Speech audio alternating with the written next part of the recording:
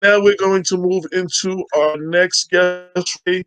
Um, Judge Daly, with Tom Daly. Yonkers City Court candidate Tom Daly. Welcome to the show.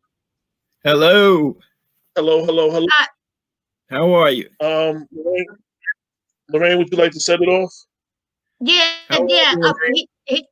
Hi, Judge Daly. Judge Daly is actually a sitting judge now. He's running for Right now, sitting.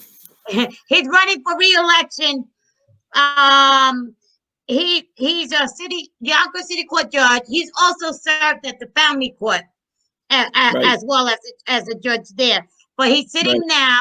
He's the only one on the ballot that's been elected twice. Am I correct? Correct. That is correct. Okay, twice. Well, I've been running longer than that, Lorraine. I'll show you something in AJ. I don't know if you can how well you can see this. Yeah, we can see it. Okay. This is 27 years old. Holy crap. Older than half the people who can vote for me. Because that's for my first race in 93 when I ran and lost. So now, what lines will you appear on? Oh, boy, that's a good question, AJ. Every time I've run, no, I shouldn't say every time, but in 2000 when I won and in 2010 when I ran, I had the endorsements, and it was on the lines of every party except the Republican Party. Okay, I'm a registered Democrat. I ran with the Democratic line, and the other parties endorsed me: independent, conservative, and working family. In 2010, it was the same thing. This year, the same parties endorsed me, before the petitioning process, before the primary process, and the Republican Party also endorsed me. And there were 3 openings. The Democrats and the other parties endorsed 3 people for each of those openings, but the Republican Party only endorsed me. They didn't want to do it for anybody else, but the leaders said, out of respect for your record on the bench, your tenure, and your service to the city in other ways, we want to put you up and we want to give you our line.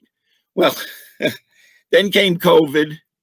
The petition process went a little screwy, and I ended up not on 2 of the lines of the parties that endorsed me. And then there came a primary, and there were 5 candidates for the 3 spots. Myself and 2 others were endorsed by the party, and 2 were not. But those 2, in addition to one of the endorsed candidates, won the primary. So now here I am after 30 years running as a Democrat. I only have the Republican and conservative lines. Oh, wow. Wow. However. Wait, you're on both lines? You're on the Republican and conservative? Okay. And Chuck Lesnick, you know Chuck, right? Yeah. He was the first prominent Democrat, former office holder, well-known, respected, gung-ho Democratic man. He came out with I guess at first was on Facebook, then it went on to the internet, and then it was reprinted in the Yonkers Rising paper, a statement as to why Democrats should vote for me on the Republican line. And what was that statement? What it was a statement about it was a long thing. Record. You probably came across it. I don't know if everybody listening had done so, but if you look it's in the Yonkers Rising from last week. It's been on. It's getting around even more now, because more and more Democrats are coming on board and saying, whatever else you do, we have Judge Daly here. He's been a judge for 20 years. He's always been a Democrat. Vote for him on the Republican line and keep him on the bench. And of course, my wife has been an active Democrat. Unlike a lot of other political wives, some of them don't get involved. My wife got thoroughly involved and has been involved in the Democratic Party for many years as a ward leader, district leader, working for the party and so forth. So I don't know what's going to happen. It's a crazy year. It's been a crazy year so far in so many ways. And we'll just see. So I'm just running as hard as I can. I've gotten support from all kinds of quarters, different parties, different people. up and down the spectrum. And it's been very gratifying. And I said to my wife the other day, win or lose, this has been some ride, but it's very gratifying that the friends we have made over the years in politics and in other organizations in Yonkers and just regular people we know, friends, neighbors, it's fantastic. You know, we've lived here 30 years, almost as long as we're married. I mean, my wife grew up here, but actually, yesterday was our 39th anniversary, wedding anniversary. Happy anniversary. Thank you. My kids gave us this. I don't know if you can see this one. Oh, It's wow. got- 16 months and It's the years, 20,498,400 seconds. minutes. Holy crap. That's minutes. Yeah, that's minutes. Yeah, so yeah. I said, yeah, about 20 minutes were okay, you know. How But, you know, long is each term? 10 years? 10 years, 10 years. So I ran and you know, I had a little bit of other history. I was appointed back in 95 to a vacancy, and then I had a run that year, and that was an off year. It was only local races in Yonkers, and Judge Martinelli was my opponent. He won.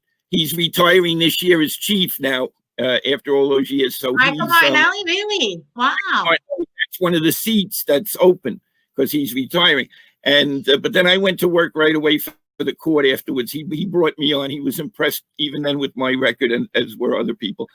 And so I've been associated with the court since 95. But the funny thing is about turnout and voters, I got more votes by myself in 2000, and I think in 2010, than Martinelli and I got together in 95. That's the drop off for local races. And I try to tell people, local race, these are your friends and neighbors and the people who are going to regulate how the streets are clean, regulate how much garbage is picked up, your water, different things like that. And so important. And so many people just let it go, and it's a shame. Right. I wanted to ask you that question about the parties because I know, and I've seen lately, Democrats who might not necessarily have won the primary, and then they appear on the Republican line in this time of Trump. You know, people, I guess opponents will try to label them as a Republican. So I wanted you to give you a chance to address that, you know, right out the bat, so you know they can hear it straight from you. Sure. Well, I'm a Democrat. I'm the same guy I've been. I'm a Democrat. I have many Republican friends. The Republicans, knowing my record as a judge and my record of service in various community organizations, were happy to endorse me. There was no dissension from the Republican Executive Committee. Tom Daly, absolutely. And many judges in the past have been cross-endorsed. Judge Martinelli himself is a Republican. He's been endorsed, I think, 2 or 3 times by the Democratic Party. Sitting judges, Judge Quinones, a few years ago, it was his first run. He's a Democrat. He was endorsed by the Republican Party. So it's this is what Chuck Lesnick was referring to in his statement, that this is not an uncommon practice. It's been going on in Yonkers for 50 years. Either of the major parties, as a mark of respect for the sitting judges, will do this. And then the other parties, of course, have their respect for the person too. So, you know, many times you might hear, and I'm sure you have, because I've had it over the years, I vote for the person, not the party. Well, I'm the person. And I'm still here. I'm still the person I was the day before the election in June, you know? So I'm hoping that the people would listen. First of all, as a judge, I can't even say about voting for other people, even my fellow judicial candidates. But as far as I'm concerned, please vote for whoever you like. Just include me. I will give, let me say, and you know, the two of you I've interviewed with it before. I've known you for a long time, Lorraine. And, you know, I give everybody a fair shake in my court, no matter who you are, no matter high or low, whatever your situation, you're going to walk out there. This is my motto. You walk out of the courtroom knowing that you were heard, even if you lose. And that's from small claims, landlord tenant, and even the criminal case. I think for the most part, well, certainly the criminal lawyers feel that they've been given a fair shake. Whether or not if some poor fellow has to plead guilty and go to jail, I don't know how he might feel. But usually it's something that's been worked out as what they call a plea bargain. And even with that, we try to do justice in the Yonkers court, and I think we succeed. I think for the most part, the people of Yonkers in general, the people who follow this and know what's going on, I think they're pretty happy with the court, because nobody's happy right now because they can't get their cases heard quickly because of COVID. We've had to cope with that. That's been crazy. I was with you just before the whole COVID thing hit, I think. Yeah. It's a court open now? Oh yeah, the court's open. The court's been open since I linked July. We opened it up little by little, different ways. We try to do as much as we can virtually, like we're doing now. But of course, a lot of people don't have access to that. So we do allow people in the courthouse, their temperature is taken, their interview, they're asked questions as they come in. Have you been to one of these states, and so on and so forth. And everybody accepts it. Everybody wears a mask. Everybody practices social distancing in the hallways and in the courtrooms, So we're coping. We're coping like every place else. We're coping. How about the people that are in jail? Do they bring them from the jail, like from Bahala, or do they do virtual? They do virtual, yeah, and it's amazing to me how smooth it is. It's very smooth. Everybody got on board with it very quickly, with the technology, and I'm very gratified. I have a feeling that even when we get over this COVID thing, a lot more routine stuff is going to be done virtually, and I think it'll be an improvement for everybody concerned in terms of time spent and money spent on traveling to the courthouse and so forth. Yeah. I really am pleased. An old guy like me is so pleased with the technology and the virtual. It's really been an eye opener. Yeah, well, there are some courts, because I see on TV there are some courts that do virtual way before COVID. I've seen it done. Yeah, so I'm glad it's working out. Yeah, it's a shame that it had to be a disaster like COVID to make it move along faster. There's a lot of things that have changed because of COVID that we can use as a lesson, and we can make changes and improve. Let me ask you a question. Judge Michael Martinelli, God bless him. Godspeed to him in his retirement. I heard that when he retires, you come back in, you'll be the next chief judge? Is that how it goes? How does that happen? I have the seniority. Yeah. Okay. Yeah. There's only 2 chief judges in the state of New York. There's the chief judge of the Court of Appeals, which is the highest court, and the chief judge of the Yonkers City Court, because the title goes back 60, 70 years to when the court system consolidated. And at that time, Yonkers City Court had a chief judge, and Yonkers, that was part of the agreement. We'll come into the system. We keep our titles. We keep our seniority and so forth. So that'll be, it's not, we're all equal. I'm first among equals, really, if that happens. I think they pay me a little extra money just to make up the calendar and do a few other little things. But basically, it'll be nice because I'm very, very close with the court staff that we have, the clerks, the court officers, and so forth. And we've been working together for 25 years, a lot of them with me. And I look forward to working with them. They're a group of very good morale. They've coped with the problems of this COVID thing very, very well. And I'm very proud of them. I say that to them all the time, but I like to say it in public too. The court staff in Yonkers is terrific, and I'm very proud of them. Absolutely. I just want to say, wait, real quick. No, I just want to say, I want to let our next guest, because they're in the waiting room, know it'll probably be about 15, maybe 20 minutes. So, just so you know when you'll be on. I didn't want Sure. you sitting there saying when you put me on. So thank you for your patience. We will get with you in about 15 minutes or That's so. Judge Williams, right? Yes, Judge Williams, yes.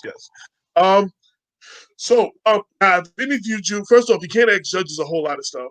I've already did a big interview with you before the primary, so I kind of know all the answers to anything that I'm going to ask you. So I'm at a loss of things to ask you right now. Um, who is? Well, let's start over again. And I usually ask everybody, who's Tom Daly the person, not the judge? Who's Tom Daly the person? All right. Tom Daly is married with two daughters, beautiful daughters. We raised them in Yonkers. One of them is a doctor at Ridge Hill right now. The other one is a psychologist. She's married to an assistant district attorney. And we have two cats. And part of your question is who I would have to rescue from the house. It would definitely be the two cats, or my wife would throw me back into the burning. See, you didn't even have to ask him, AJ. That's my job every morning, to feed the cats. But also, you also have to feed the poor cats outside that won't come into the house. But I think somebody else feeds them too, because they look a lot fatter than just from what we do.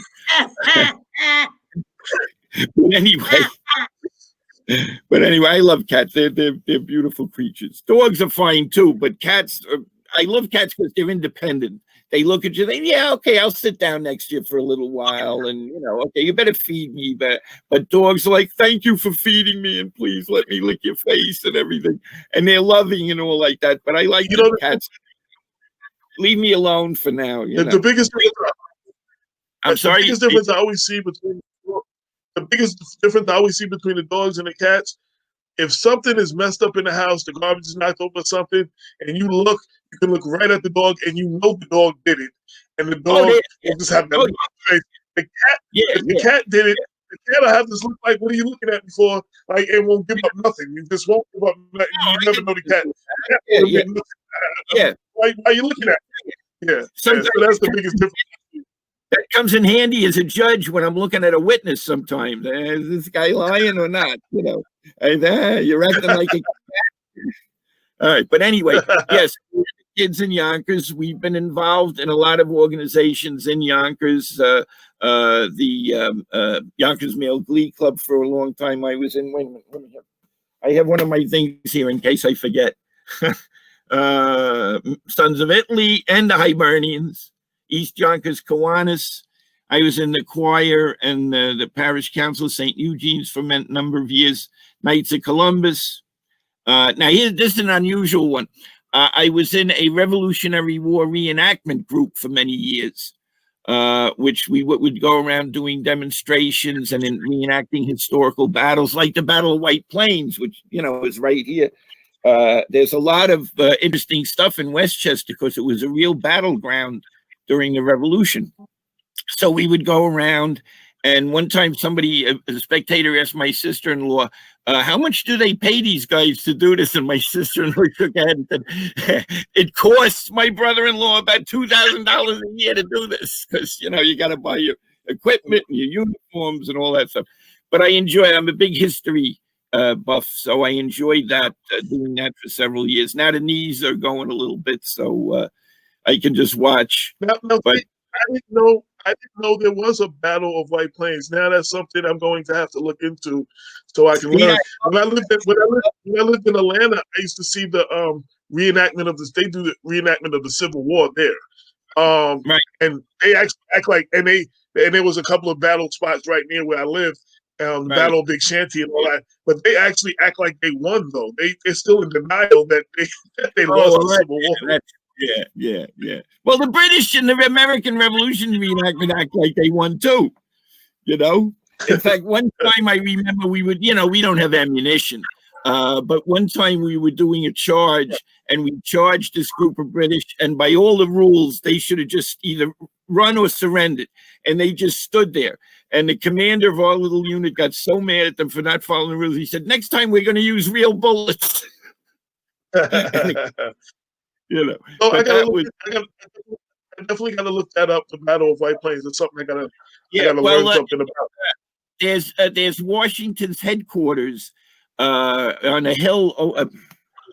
It's not in Chatterton Hill. Chatterton Hill it was where the right flank of the American Army was at the battle. So the British were coming up like up the Bronx River Parkway area, and they were attacking up there. And there's a little park right there where the Bronx River Parkway exits into the main street there in White Plains, and you'll see there's a cannon, a barrel of a cannon on a rock.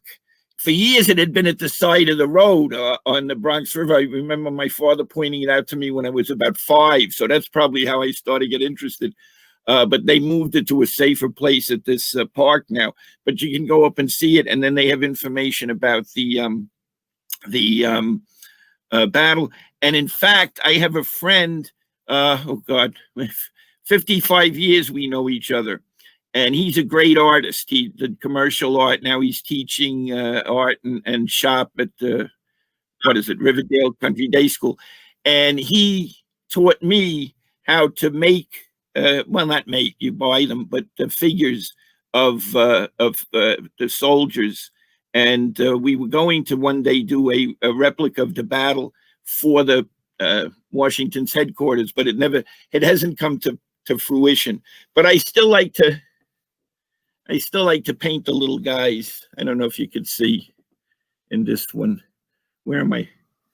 Oh, but I get there you go. But I like to paint these little guys. That's how I relax. You did that? You painted that? Yeah. You buy them, they're metal, they're pewter, whatever, and then you prime them with stuff, and then you paint them up. And I have books, what do they look like? How do you paint them, and so forth. I just learned something else. One of our listeners said, very interesting, AJ. It started in Mount Vernon by St. Paul's. That's a historical church in Mount Vernon. Yeah. That's very good. I didn't know that either. Miss Johnson. Yeah, they landed in Throg's Neck, and they marched up. And St. Paul's used to do a reenactment every year, every couple of years. Yeah, it's quite. Have you done that? Wait, have you done that? Have you landed at Throg's Neck and reenacted and walked all the way? No, I never landed at Throg's Neck. No, but I'm trying to remember now if I did any that involved getting in a boat. I don't think so. There was one up in near Fort Stanwix, up in the middle of the state, where we nearly drowned because they didn't tell us it was a swamp we were marching into. But that's another story. Story. Anything I didn't ask you that you want people to know about your candidacy, why they should vote for you, website, social media, anything like that? Sure. All right. Well, the website is www.reelectjudgedaly.com. There is a Facebook page. I think it's just Judge Thomas Daly on Facebook. And I think that somebody told me we just got a Twitter account. I don't know. I see my kids do it. Carol's better at it. Of course, Jen Murphy is my campaign manager. She and her sister-in-law, who is Jen. The two Jens. We call them single N Jen and double N Jen. That I have. Right. On our phones, we have one is 2 N's and one is 1 N, so we call them single N and double N. Yeah, I get them mixed up. I'm sorry. I get them mixed up. AJ, it's hard to hear you. You're going in how you're echoing. Oh, I said I get them mixed up sometimes when they email me. You have to see which one is you're talking to. Yeah. That's why we made sure 1 N for the one and 2 N's for the other one. But and they didn't know we were calling them that till one day we said, is it double N Jen? She said, I'm double N Jen. Yeah, but it's been a lot of fun. I tell you, it's been a weird year. Everything going on, COVID and all. And it's been a weird campaign. One of the lawyers who's followed me for a long time said, you have never had an easy campaign, Judge. And it's true. I never had. But I guess it's the sweeter than when you win. So hopefully that'll happen. If I could be a superhero, be super vote getter, I guess. I have a good friend of mine that's one of your supporters, and I know she's a good friend of yours, Wanda London. Oh, Wanda, God bless Wanda. She's terrific. and she tells you what she thinks. So you know that's why when she's my she's friend. your supporter. When she's your supporter, you got it. It's yeah, she's terrific. Love Wanda. Yeah. So many people. I mean, people that I met in court, people that I met campaigning years ago, people in the different organizations, wonderful people in Yonkers, and I think it shows. Yonkers has been a very there are problems like there are with everybody. Problems maybe with the community and the police and all, but from talking to people in the community, I don't get that sense that it's like terrible in other places. It's Yonkers is people know each Yonkers other. is the greatest place to live. Sorry? Yes, it's the most beautiful. Yonkers is the greatest place to live, in my opinion. Wonderful. It's wonderful. And I mean, luckily my married a girl from Yonkers, because I would have been stuck in the Bronx in Morris Park where I grew up, But, Let me ask you a question, Judge Daly. Wait, one more question, AJ. I'm sorry. Are you age? What was it, AJ? Age? You know what I'm saying? Term limited by age. Age limited. Yeah, same thing. 70, yeah. But we didn't even get that little extra 6 years bump, So a lot of people would go and run for Supreme, so they'd get that extra 6 years bump when I was starting. I never wanted to. I just want to keep in Yonkers. I like the work. I like the people. And I wanted to try to stint as chief judge for a couple of years and then retire. I don't know, retire. Maybe I practice law or whatever. But that's the story. All right. Any last words? Any last words that you have? Yeah, I missed the applause. About the transition. I oh yeah, waiting to the imaginary crowd. Yeah. AJ misses it too. Yeah, I miss it. Yeah, that and a couple other things about the studio. I love that stuff. Yeah, no, I love that stuff. No, last words. Please, people listening, vote for whoever you like, whatever party they're in, and whatever makes you feel appeals to your sense of what you need. Just vote for me. Absolutely. Well, we wish you the best of luck, and thank you for coming on again. And thank you very much. I appreciate it. I'll be glad to come on anytime, whether I win or lose. Pardon? AJ, he doesn't get the 2 questions, so you already asked him before? I've asked him before. I've asked him already. He gonna tell me. You've asked him already. And super vote getter. Yeah. I don't know if he's a super vote getter, but I like that one. All right. Well, once again, thank you for coming on. We're moving fast. We got I know you got to go, but thank you. It's been a pleasure, and thank you too so much. God bless. All right, good luck. Absolutely.